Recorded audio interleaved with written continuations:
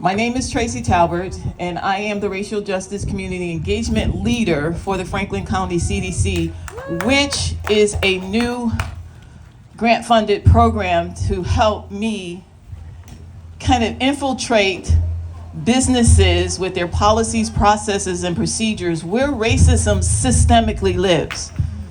One of the things that I am really proud of that I do is when I help them to unpack the process is to help them to kind of reduce the fear. I want to be that person when you get a little bit cautious about dismantling and disrupting change, call me. Because I will be that support, because that's the only way we are going to make a difference if we stop trying to build change from a flawed platform. Hear what I said.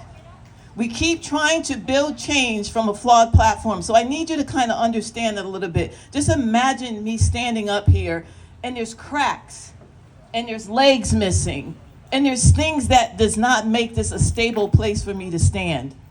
Why would I want to be up here trying to inspire and influence you when I don't feel safe standing here?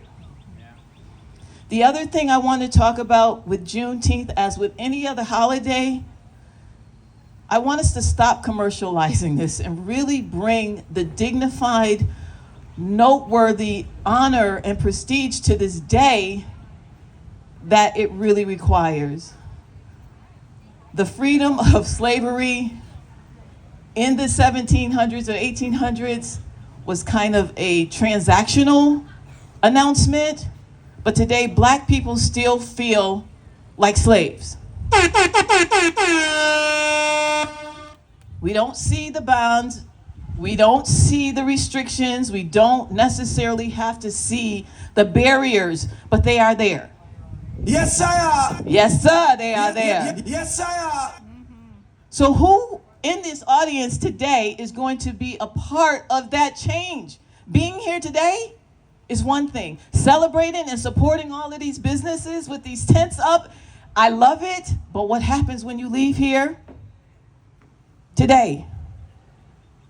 Can anybody tell me just one thing you're going to do differently today after you hear these speakers, after you understand the beauty and the significance of the release of the slaves when people still feel enslaved? What do we do?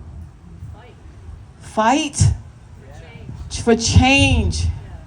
We have to reduce the fear that is associated with change. Because as long as you feel afraid and you're not willing to advocate and you're not willing to be a real ally and a true ally for that change, innately what you do is slowly seep back into the background and begin to justify why you're not standing up front because you feel safer in the back.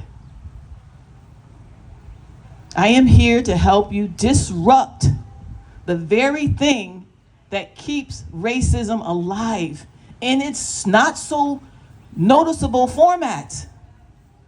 We don't have to have this like very visible separation. Know that it exists. White privilege is a thing.